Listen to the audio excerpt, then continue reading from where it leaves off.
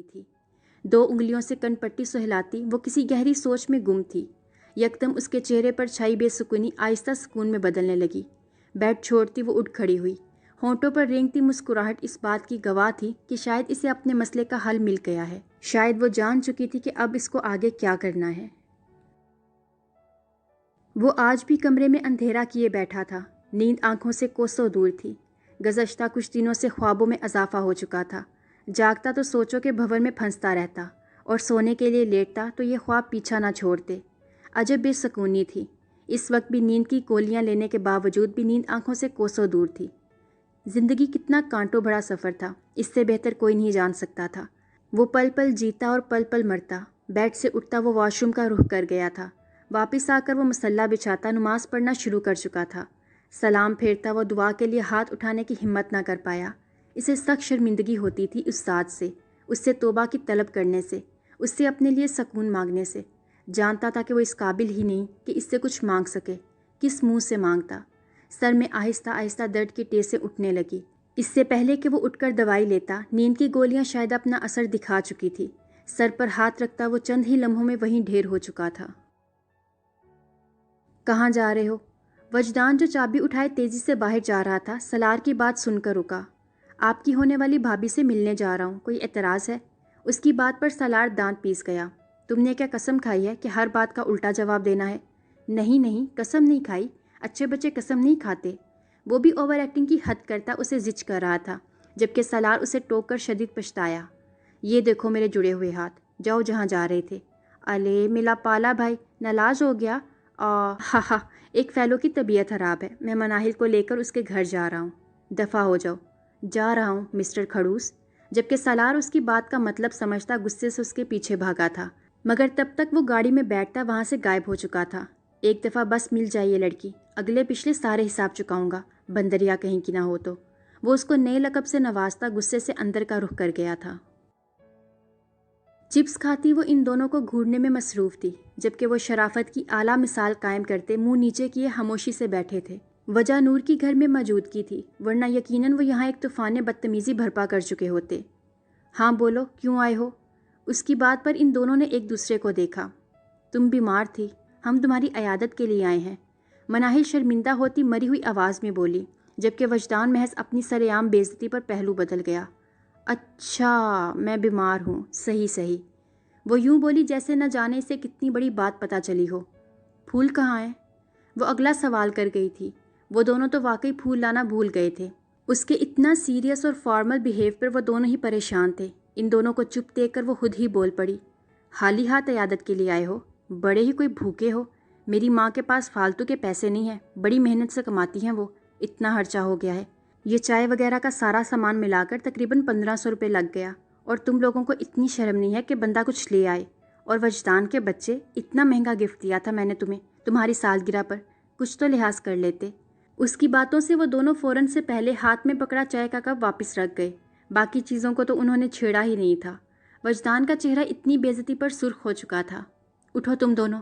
उन्हें देखती वो हुक्म सादर कर गई थी, और वो दोनों खामोशी से उसकी बात मानते उठ खड़े हुए। मन्नू, ये कमरा देख रही हो, थोड़ा फैला हुआ है, और अब तुम लोग हाली हाथ उठकर आ गए हो और इतना खर्चा भी करवाया है। कुछ तो फ़ायदा करो ना मेरा, ताकि मुझे खर्चा का ज़्यादा दुख ना हो। तुम एक काम करो, इसे अच्छे से समेट दो, अलमारी भी सेट कर देना। और वजदान, तुम पहले तो ये पंखा साफ़ करो, अच्छे खासे लंबे हो। उसके बाद बालकनी की सफाई करो, पौधे वगैरह भी अच्छे से साफ़ करो। आफ्टर ऑल मैं बीमार हूँ। वो लफ्ज़ बीमार पर जोर देती दोबारा खाने पर टूट चुकी थी, जबकि वो होंकों की तरह खड़े हुए थे। हम क्यों करें ये सब? हम तुम्हारे नौकर हैं क्या? और सारा कुछ तो तुमने खा नहीं बल्कि भूखों की तरह ठूस रही हो। हमने तो आधे से भी कम चाय ही पी है। वो इतनी बेइज्जती पर पहली बार खुलकर बोला, जबकि उसकी बात पर वो हाथ में पकड़ा सैंडविच प्लेट में रखती गुस्से से खड़ी हुई। तुम्हारे पैसों से खाती हूँ क्या? हाँ, अपनी माँ का खाती हूँ। तुम किस खुशी में मेरे खाने पर नज़र रखे हुए हो? और क्यों नहीं करोगे ये काम? मैंने दावत देकर बुलाया था, नहीं ना? खुद आए हो ना? अब करो जल्दी। वजदान की इतनी बेइज्जती पर मनाहिल जल्दी से वहाँ से गायब होती फ़ौरन कमरे की सफाई शुरू कर चुकी थी, जो कि थोड़ा नहीं बल्कि बहुत ज़्यादा फैला हुआ था। जबकि वो भी दांत पीसता बालकनी का रुख कर गया था। ऐना अपनी मुस्कुराहट जब्त करती वहाँ से निकल चुकी थी। हया को इस अस्पताल में काम करते हुए 1 महीना हो चुका था। जितना वो पहले दिन डर चुकी थी, अब उतना ही पुरसकून थी। उस शख्स को उस दिन के बाद सिर्फ एक दफ़ा देखा था इसने।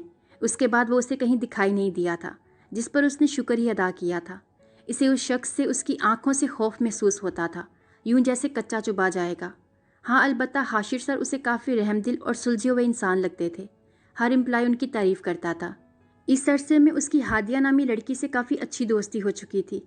वो एक अमीर ख़ानदान से थी, मगर कभी भी क्लास डिफरेंस ने उन दोनों की दोस्ती पर कोई फ़र्क नहीं डाला था। उसकी माँ ने उससे एक दफ़ा कहा था कि दोस्ती अपने जैसों से अच्छी लगती है, मगर वो उसकी तारीफ़ों के पुल बांधकर उन्हें कायल कर चुकी थी। रही सही कसर एक मुलाकात ने निकाल दी थी। उसकी माँ भी हादिया के अहलाक से काफ़ी मुतासिर हुई थी। हया, तुम्हें पता है, हाशिर सर 1 माह के लिए अमेरिका जा रहे हैं, या शायद ज़्यादा अरसा लग जाए। वो जो भी वार्ड का चक्कर लगा कर आई थी, उसकी बात पर वाकई परेशान हो गई। यार, फिर उसका मतलब है कि 1 माह तक यहाँ वो दूसरे वाले बॉस होंगे। हाँ, मैंने सुना है, काफ़ी रूड हैं वो। हाशिर सर से बिल्कुल उल्ट। जबकि उसकी बात सुनकर उसे पहली मुलाकात याद आई। वो बेख्तियार झिरझिरी ले गई। चलो, अब क्या कर सकते हैं, आओ कैंटीन चलें, काफ़ी भूख लग रही है। वो गायब दिमागी के साथ उसके साथ खींचती चली गई, क्योंकि दिमाग अभी भी वहीं अटका हुआ था।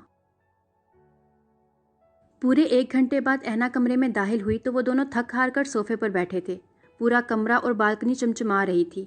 इन दोनों ने पूरी ज़िंदगी में यकीनन वो काम नहीं किया होगा जो वो इनसे करवा चुकी थी। वो गला खंगारती कुछ बोलने लगी जब वो दोनों एक यक ज़ुबान बोल पड़े।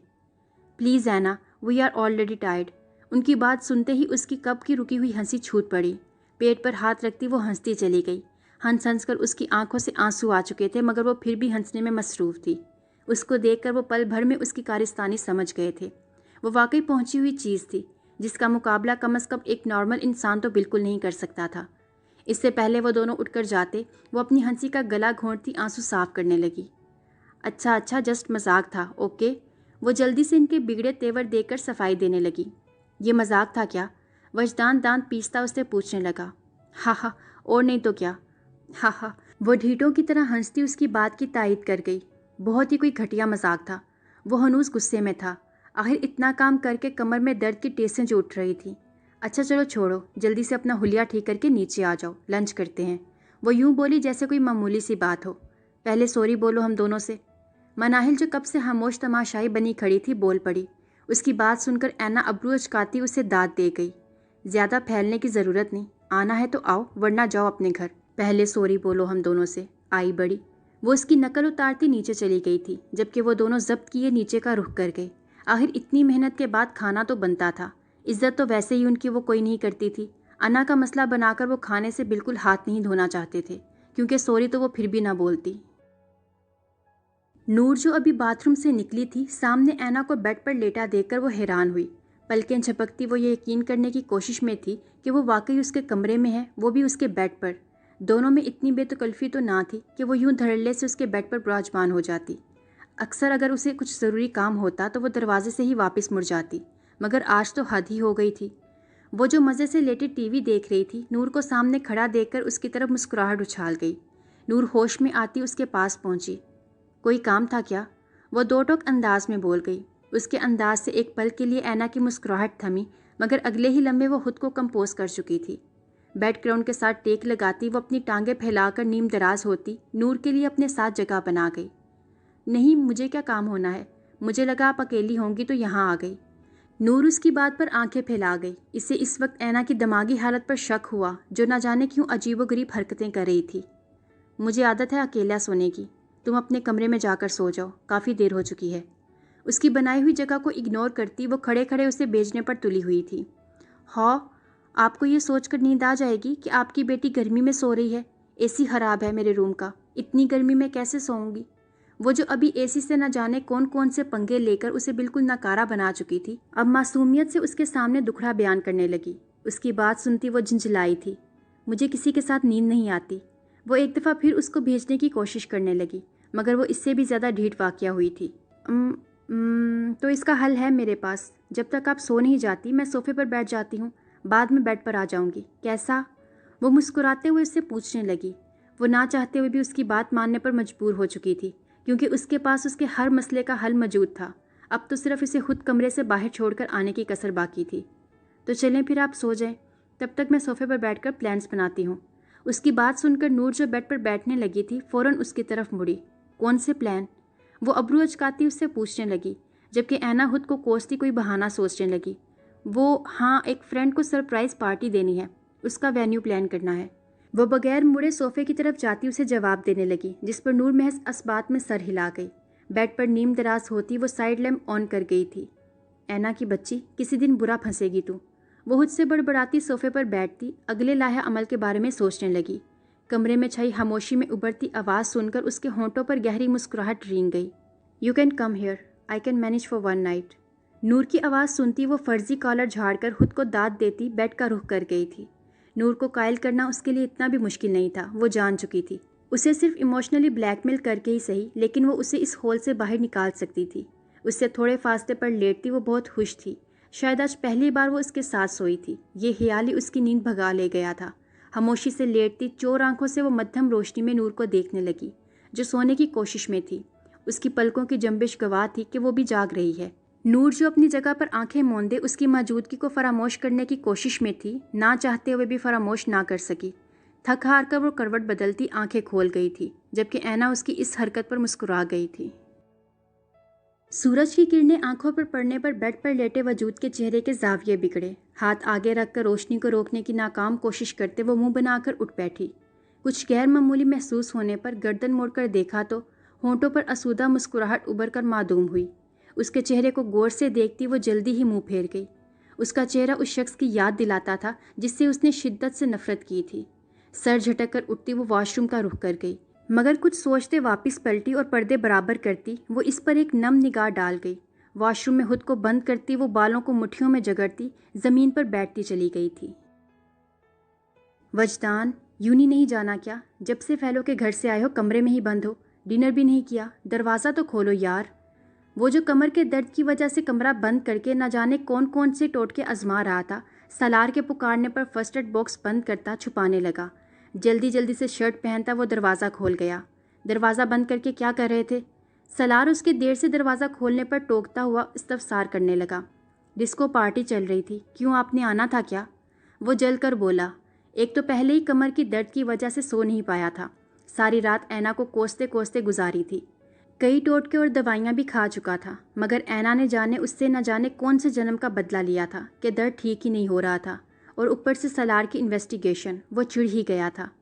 नहीं, मुझे शौक नहीं डिस्को पार्टी का। तुम 2 मिनट में तैयार होकर नीचे आओ, यूनी से लेट हो रहे हो। भाई, आज मुझे नहीं जाना, वो मिनमनाया। क्या है यार भाई, आप मुझे सौतेली माँ लगते हैं कभी कभी। आ रहा हूँ मैं। सलार के कड़े तेवरों को देखकर वो बड़बड़ाता हुआ वॉशरूम में बंद हो चुका था। मैं यहीं बैठा हूँ, जल्दी आओ, वरना कमरे का हशर नशर कर दूंगा। वो उसे तनबीहा करता धमकी दे गया, जो वाकई काम कर गई थी, क्योंकि 5 मिनट में वो फ्रेश होकर बाहर था। मगर सलार को वॉशरूम के दरवाजे के पास हाथ में ऑइंटमेंट लिए खड़ा देखकर वो इधर उधर देखने लगा। इधर देख के बताओ, इससे पहले मैं तुम्हें 2 लगा दूँ, वो उसको घूरता हुआ बोला, जबकि वो चिढ़ता हुआ सारी राम कहानी सुना गया। वाह भाई वाह, वैसे तो तुम्हारी गज भर की जुबान बड़ी चलती है। उस लड़की के सामने गूंगे हो गए थे क्या? गधा, अच्छा हुआ है तुम्हारे साथ। एक लड़की से इज्जत अफजाई करवाते हुए ज़रा शर्म ना आई। चुप करके बैठो घर, कोई ज़रूरत नहीं है यूनी जाने की। डॉक्टर के पास जाना दोपहर में, इडियट। जबकि वजदान महज चुप करके खड़ा रहा। उस पर कड़ी नज़र डालता वो धार से दरवाज़ा बंद कर गया। हाँ, मुझे कह रहे हैं, अपना तो जैसे पता ही नहीं है। इतनी बेइज्जती की थी उसने उनकी। और तो और खड़ूस भी कहा, तब तो कुछ नहीं कहा। या अल्लाह, बंदा गधा हो पर घर का छोटा ना हो। वो मुंह ही मुंह में बड़बड़ाता बेड पर गिर गया, मगर अगले ही लम्हे एक ज़ोरदार चीख बरामद हुई। ओई, ऐना की बच्ची, अल्लाह पूछे तुमसे। वो चीखता हुआ एक बार फिर से ऐना को कोसने लगा। कसरमंदी से आंखें खोलती वो इर्द गिर्द देखती, माहौल को पहचानने की कोशिश करने लगी। कुछ याद आने पर फ़ौरन से उठ बैठी। इधर उधर नज़रें दौड़ाकर नूर को ढूंढना चाहा, मगर नज़रें नाकाम वापस लौट आईं। नफ़ी में सर हिलाती वो कंबल उतार गई थी। साइड टेबल से फ़ोन उठाती, पैरों में चप्पल अड़ेसती वो अपने कमरे का रुख कर गई। नूर के कमरे से उसको निकलता हुआ देखकर अम्मा भी का हैरत से मुंह खुल गया। वो अपने प्लान पर इतनी जल्दी अमल करेगी और कामयाब भी हो जाएगी, उन्हें बिल्कुल अंदाज़ा ना था। उनको देखती वो शरारत से आंख विंग कर गई, जबकि अम्मा भी हड़बड़ाते हुए इधर उधर देखने लगी। बेशरम होती जा रही हो तुम ऐना, वो खजालत मटाने को बोली। इब्तिदाए इश्क है, रोता है क्या? आगे आगे देख, होता है क्या? वो उनके गले में बाजू डालती फिर से उनको छेड़ गई थी। आज उसका मूड वाकई खुशगवार था। अम्मा भी उसको हंसता देखकर उसकी नज़र उतार गई। अच्छा, लेडी डियाना कहाँ है? सुबह सुबह कहाँ गई? नज़र रखा करें, जवान जान लड़की है, हाथ से ना निकल जाए। जबकि अम्मा भी उसकी बात का मतलब समझती उसे थप्पड़ रसीद कर गई। चल हट, शर्म करो लड़की। अरे मेरी भोली अम्मा भी, आपको नहीं पता, जिसने की शर्म उसके फूटे करम। ऐना। अपने पीछे नूर की आवाज़ सुनते वो ज़ुबान दांतों तले दबा गई। मैं रेडी होने जा रही हूँ, कहती फ़ौरन से बेशतर ऊपर की तरफ भागी।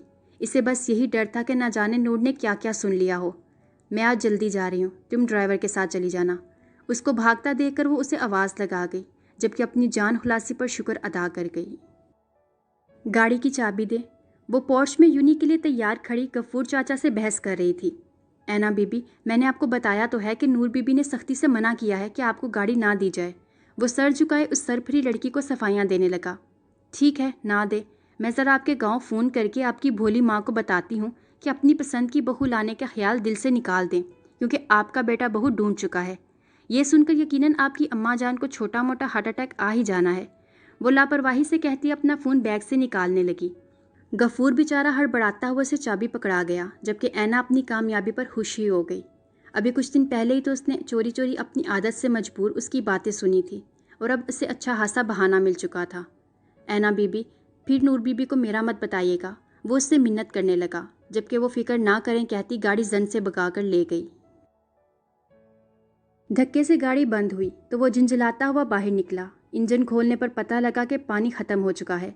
बोतल ढूंढने के लिए डिक्की खोली मगर बोतल नहीं थी। सर्द सांस खारिज करता वो किसी गाड़ी का इंतज़ार करने लगा। अभी थोड़ी ही देर गुजरी थी कि सामने से एक गाड़ी नजर आई। वो शुक्र अदा करता गाड़ी को रोकने लगा। अंदर से निकलने वाले वजूद को देखकर उसका हलक तक कड़वा हो गया। कम अज़ कम इस वक्त वो उसके मुंह नहीं लगना चाहता था। वैसे भी सुबह वजदान की हालत देखकर उस पर काफ़ी गुस्सा था। इसको नज़रअंदाज करता वो कोई और गाड़ी ढूंढने लगा, मगर 10 मिनट तक कोई गाड़ी नज़र न आई तो मजबूरन उसकी तरफ मतवज्जा हुआ। वो जो पिछले 10 मिनट से हाथ बांधे खड़ी थी, उसको अपनी तरफ देखता पाकर कंधे अचकाती एक जताती मुस्कुराहट उछाल गई। तो मिस्टर खड़ूस मुश्किल में हैं, बताइए गुलाम क्या मदद कर सकता है? भाई हमारा तो काम ही लोगों को मुश्किल से निकालना है। वो उसके पास जाती बोली थी। सलार कुछ सोचता हुआ हल्का सा मुस्कुराता हुआ उसके पास जाकर बोला, मोहतरमा, गाड़ी का पानी ख़त्म हो गया है, प्लीज़ मिल सकता है मुझे? वो उसको मुस्कुराता देखकर मुशकूक नज़रों से घूरने लगी। उसे खामोश खड़ा देखकर वो खुद ही बोल पड़ा, आप प्लीज़ ये चाबी पकड़कर बोनट खोलें, मैं ले लेता हूँ पानी। क्या ले लूँ मैं? वो असबात में सर हिलाती चाबी पकड़ गई। अलबत्ता अब भी पुरसोच नज़रें उसकी पुश्त को घूर रही थीं। सलार इजाज़त मिलने पर हंसता हुआ गाड़ी की तरफ चल दिया। पॉकेट में रखी पिन निकालता वो इधर उधर देखता छुपके से उसकी गाड़ी के टायर की हवा निकाल गया। अब अपने काम के लिए गाड़ी में नज़र दौड़ाने लगा। बोतल ना मिलने पर वो उसे मुखातिब कर गया, मोहतरमा बोतल कहाँ है? मुझे नहीं मिली। मेरा बैग लेकर आओ, उसमें है। जबकि वो एक मुस्कुराती नज़र अपने कारनामे पर डालता बैग उसके पास ले गया। उसके हाथ से बैग पकड़ती वो बोतल निकाल गई। मैं कर लूँगा, बहुत शुक्रिया आपका। अरे कैसी बातें कर रहे हैं आप? अब एक दोस्त दूसरे के लिए इतना तो कर ही सकता है, मैं कर देती हूँ। वो मुस्कुराते हुए गाड़ी में पानी डालती बोनट बंद कर गई। मेरा बैग? उससे अपना बैग लेकर बोतल उसमें डाल दी। बड़ी मेहरबानी, अब मैं चलता हूँ, आपको भी देर हो रही होगी। वो चाबी के लिए उसके आगे हाथ फैला गया। मेरे मुंह पर बेवकूफ़ लिखा है क्या? वो उसके और अपने दरमियान का फासला ख़त्म करती होंठों पर मुस्कुराहट लिए बोली, मतलब? उसके अंदाज पर वो ठटका। उड़ती चिड़िया के पर गिन लेती हूँ मैं, तो तुम्हें क्या लगा तुम मेरी गाड़ी के टायर की हवा निकाल दोगे तो मुझे पता नहीं चलेगा और मैं बदरूहों की तरह यहाँ वहाँ भटकती रहूँगी? वो उसको घूरती हुई बोली, जबकि सलार इस लड़की के हाथों एक बार फिर शिकस्त खाने पर दांत पीस गया। तो अब मैं जा रही हूँ तुम्हारी गाड़ी पर यूनी। तुम टायर चेंज करवाकर आराम से जहाँ जाना हो चले जाना। भाई हम भी तो मर्सिडीज़ के झूले लें, लेकिन तुम भी मेरी गाड़ी को कमतर मत समझना। होंडा स्विक का नया मॉडल है। वो पोनी हिलाती दिल जलाने वाली मुस्कुराहट होंठों पर सजाए उसकी गाड़ी में बैठकर उसको जलाने के लिए फुल स्पीड में धूल उड़ाती वहाँ से जा चुकी थी। सलार एक बार फिर इस वीरान रोड पर अकेला रह गया। टायर तो उसने कभी चेंज नहीं किया था। ड्राइवर से गाड़ी मंगवाने के लिए फ़ोन निकाला, मगर शायद आज का दिन ही मनहूस था, जो उसका फ़ोन लो बैटरी की वजह से बंद हो चुका था। चारों नाचार खुद को कोसता कि क्यों उस मक्खियों के छत्ते में हाथ डाला, वो खुद टायर चेंज करने लगा। 1 घंटे की मेहनत के बाद वो टायर चेंज करने में कामयाब हो चुका था, मगर अब उसका हुलिया ऑफिस जाने के काबिल नहीं रहा था। इम्पोर्टेंट मीटिंग के कैंसिल होने का दुख मनाता, ऊपर से नई गाड़ी की मतवक्का हालत को सोचता वो घर के रास्ते पर गाड़ी डाल गया। यूनी के गेट के सामने गाड़ी रुकी तो कई स्टूडेंट्स ने रुक कर देखा। लेटेस्ट मॉडल ब्लैक मर्सिडीज से वो एक शान से उतरती कई लोगों को मरूब कर गई। गर्दन अकड़ा कर चलती वो अभी कुछ ही दूर गई थी कि दोबारा गर्दन दाएं बाएं घुमाती वो इंसानों की तरह चलने लगी। इंसान बन जा ऐना, गर्दन में बल पड़ गया ना तो फिर मारती रहना शोखियाँ। वो खुद को कोसती अब सही से चल रही थी। क्लास में सबसे तारीफें सुनती वो दिल ही दिल में इन बेवकूफ़ों पर लानत भेजने लगी जो गाड़ी की वजह से इसकी इतनी खुशामद कर रहे थे। और तो और गाड़ी भी वो जो ज़्यादा से ज़्यादा एक दिन की मेहमान थी। ये नहीं था कि यहाँ किसी के पास ऐसी गाड़ी नहीं थी, बल्कि इससे भी अच्छी गाड़ियों में उम्रा और वज़रा के बच्चे कॉलेज आते थे। हाँ, अलबत्ता कोई लड़की आज तक इस तरह लेटेस्ट मॉडल की गाड़ी खुद ड्राइव करके इतने धड़ल्ले से नहीं आई थी। उसकी इतनी तारीफ पर अलीज़े जो कब से चुप बैठ कर कूद रही थी एकदम बोल पड़ी, it's not a big deal, I used to be a car racer in London. वो हमेशा की तरह मुँह के जाविये बिगाड़ती इंग्लिश में बोली, अंदाज में जेलसी साफ वाजिया थी। हाँ, तो तुमने मेरी दोस्त को ईजी लिया है क्या? वो तुमसे ज़्यादा अच्छी और तेज़ गाड़ी चला लेती है। मनाहिल से उसकी शोही बर्दाश्त न हुई तो फ़ौरन झूठ मूठ बोल पड़ी, जबकि ऐना तो ये सोचने लगी कि इसने कब कार रेसिंग की। वो तो आज चौथी या पांचवी बार खुद ड्राइव कर रही थी। नूर ने तो उसको कभी ड्राइव करने ही नहीं दिया था। मन्नू, हाथ हल्का रखो, ये ना हो लेने के देने पड़ जाएं। वो परेशानी से उसके कान में बोली, तुम चुप करो ऐना, मुझे पता है तुम इससे जीत जाओगी। बल्कि एक काम करते हैं, छुट्टी के टाइम रेस लगवा लेते हैं। ऐना की तरफ से ये चैलेंज मैं एक्सेप्ट करती हूँ। तुम बताओ, तुम्हें मंजूर है क्या? वो खुद ही सब तय करती ऐना के नाना करने के बावजूद भी उसे चैलेंज कर गई थी। Of course, why not, be prepared for defeat. वो जो ऐना के चेहरे से ही अंदाज़ा लगा चुकी थी कि वो राज़ी नहीं है, फ़ौरन से पहले ही हामी भर गई। सारे स्टूडेंट्स बेचैनी से छुट्टी टाइम होने वाले मज़ेदार लाइव तमाशे का इंतज़ार करने लगे। मन्नू की बच्ची, तुम्हें किस गधे ने कहा था मलका जज्बात बनने का? तुम्हें पता है कितनी महंगी गाड़ी है? मेरी तो है भी नहीं। मनाहिल के शोहेपन से वो वाकई टेंशन में आ चुकी थी। अगर उसकी गाड़ी का नुकसान हो जाता है तो यकीनन वो नूर को शिकायत लगाता और फिर दोबारा गाड़ी चलाना महज ख्वाब ही हो जाता। व्हाट? क्या मतलब है ये तुम्हारी नहीं है? किसकी चोरी करके लाई हो? मनाहिल सदमे से बोली, जबकि ऐना मुंह बनाती उसे उसके चलाक कज़न की सारी कारस्तानी बताने लगी, जिसका उसे बिल्कुल भी यकीन नहीं आया था। मैं मान ही नहीं सकती, सलार भाई तो इतने स्वीट हैं, वो तो किसी से पंगा ले ही नहीं सकते। यकीनन ये भी तुम्हारी ही कोई हरकत होगी। वो 5वीं दफ़ा ये लाइन दोहरा रही थी, मगर अब की बार ऐना का मीटर ही आउट हो गया। अच्छा, मैं तुमसे झूठ बोलूँगी क्या? पूछ लेना अपने इस नमक जैसे स्वीट भाई से कि किसने कहा था मुझसे पंगा लेने का। अब तुम देखती जाओ, करूँगी मैं कार रेसिंग और ज़रूर करूँगी। वो भी पल भर में फ़ैसला कर गई थी। जी नहीं, कोई कार रेसिंग नहीं होगी। उनकी नई गाड़ी है, अगर कुछ हो गया तो? होता है तो होता रहे, मुझे क्या? तुम्हें मना किया था कि चैलेंज ना करो, तुमने नहीं मानी मेरी बात। अब मैं तो पीछे बिल्कुल नहीं हटूंगी। वो उसको परेशानी में डालती खुद आराम से कुर्सी के साथ टेक लगाकर मुंह में बबल गम डाल गई। ये थी जुस्तजुए इश्क की 3rd एपिसोड। एपिसोड पसंद आने पर इसको ज़्यादा से ज़्यादा अपने फ्रेंड्स के साथ फेसबुक और व्हाट्सएप पर शेयर करें। और अगर आपने अभी तक इस चैनल को सब्सक्राइब नहीं किया हुआ तो इसको जल्दी से सब्सक्राइब कर लें और साथ में मौजूद बेल आइकन को ज़रूर प्रेस करें ताकि आने वाली हर एपिसोड आपको ईजीली मिलती रहे।